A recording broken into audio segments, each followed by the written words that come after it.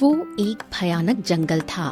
पेड़ों की शाखाएं हवा में कोई अजीब सी सिसकती आवाज कर रही थीं और तालाब के जल में एक सरसराहट, एक सनसनी सी घुली हुई थी।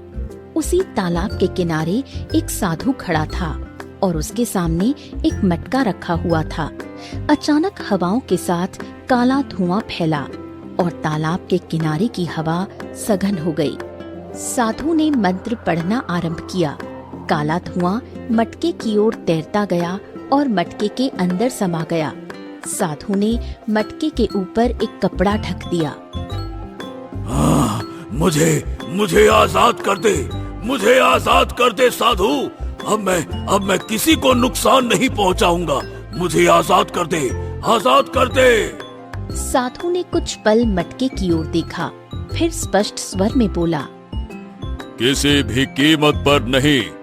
अब तू कभी भी दिन का उजाला और रात का अंधेरा नहीं देख पाएगा। अब तेरी दुनिया ये मटका ही है। हाँ, मुझ पर दया कर। मैं वचन देता हूँ, मैं कभी भी ऐसा कोई काम नहीं करूँगा जिससे कभी किसी मनुष्य को नुकसान पहुँचे। मैं वचन देता हूँ ना। अच्छा, अगर ऐसी बात है तो मैं तुझे एक मौका देता हूँ।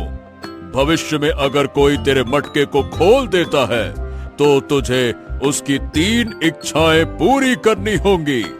तीसरी इच्छा पूरी करने के बाद तो हमेशा के लिए तू इस मटके से आजाद हो जाएगा। परंतु याद रखना, अगर तू एक इच्छा पूरी करेगा तो आजाद नहीं होगा। 3 इच्छाएं पूरी करने पर ही तू आजाद होगा। ओम। इतना कहकर साधु ने अंतिम मंत्र पढ़े। मटके पर ढका कपड़ा और मटका दोनों हल्के से चमके। फिर साधु ने मटका उठाकर तालाब में फेंक दिया। रंग बिरंगी चमक में मटका पानी के भीतर से गायब हो गया और साधु भी रंग बिरंगी किरणों से वहाँ से गायब हो गया। इस घटना के कुछ दिन बाद एक दिन अर्जुन तालाब किनारे जाल फैलाए बैठा था कि तभी दूसरा मछुआरा पास आकर बोला, हाँ अर्जुन भाई, तुम हो तो बड़े भाग्यशाली मछुआरे।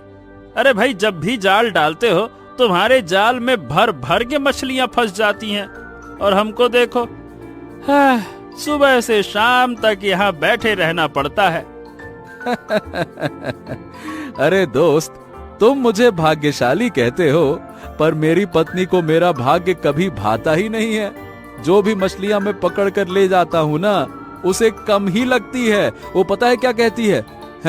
इतनी ही मछलियां ले आए।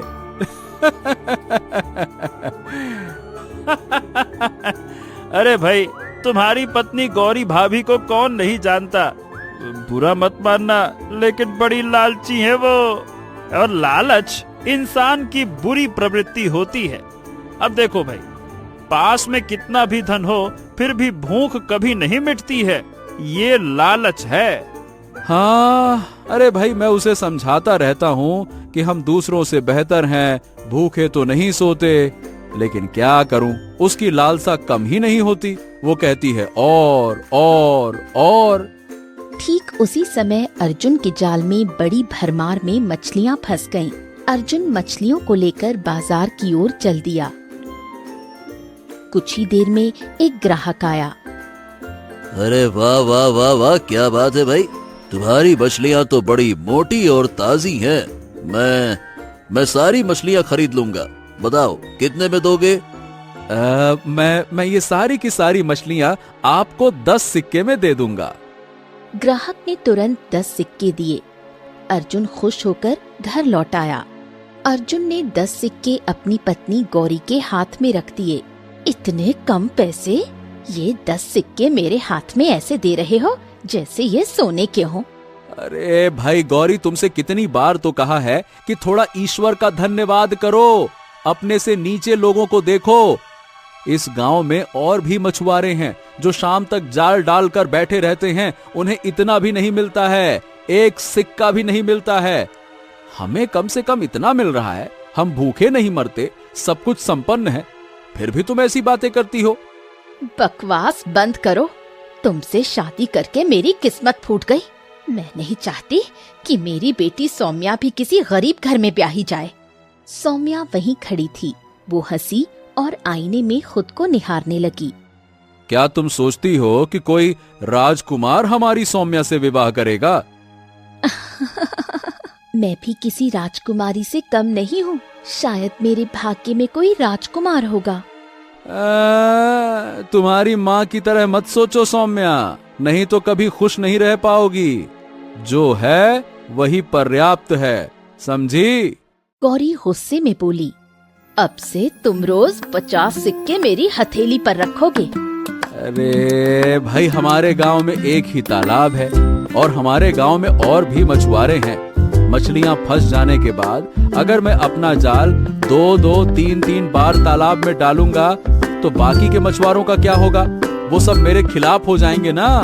समझा करो भाई। मुझे कोई फर्क नहीं पड़ता। अगर तुम्हें मछुआरों की इतनी चिंता है तो जाओ जंगल के तालाब में जाल डालो। वहाँ दिन भर मछलियाँ पकड़ोगे और आमदनी बढ़ जाएगी। इतना बोलकर गौरी पैर पटकते हुए चली गई। अर्जुन निराश होकर गहरी सोच में डूब गया। अगली सुबह अर्जुन जाल लेकर जाने ही वाला था कि गौरी आकर बोली, जाने से पहले एक बात याद रखो, आज मुझे 10 सिक्के नहीं चाहिए, मुझे 50 सिक्के चाहिए। अगर तुम 50 सिक्के नहीं लाए तो मैं अपनी बेटी को लेकर यहाँ से चली जाऊंगी। 50 सिक्के? अरे भाई, मैं कहाँ से लाऊंगा 50 सिक्के? मैं तो जो मछलियाँ पकड़ूंगा वो ज्यादा से ज्यादा बस 10 सिक्कों में बिकती हैं, बस। मुझे कोई मतलब नहीं कि तुम क्या करोगे। बस रोज रोज 50 सिक्के देना शुरू करो, वरना मैं अपनी बेटी को लेकर चली जाऊंगी। गौरी बोलकर चली गई। अर्जुन चुपचाप जान लेकर निकला और एक वृक्ष के नीचे गहरी सोच में डूबते हुए अपने आप से बोला, मेरी पत्नी गौरी भी ना बहुत जिद्दी है। वो जो कहती है उसे करके ही दिखाती है। लेकिन 50 सिक्कों का इंतजाम मैं करूं तो करूं कैसे? अगर मैं तालाब में अपना जाल ज्यादा डालूंगा तो शायद इंतजाम हो जाए। पर अगर ऐसा किया तो दूसरे मछुआरे समझेंगे कि मुझ में भी लालच आ गया है मेरी पत्नी की तरह, और सब मेरे खिलाफ हो जाएंगे। करूं तो करूं क्या? ये कैसी दुविधा है, कैसी मुसीबत है। अर्जुन कुछ देर मौन रहा। अचानक उसके चेहरे पर एक हल्की चमक उभरी। हाँ, एक काम करता हूँ, आज जंगल के तालाब में जाकर मछलियाँ पकड़ता हूँ। वहाँ कोई नहीं जाता, शायद वहाँ ज्यादा मछलियाँ मिल जाएं। ये सही रहेगा।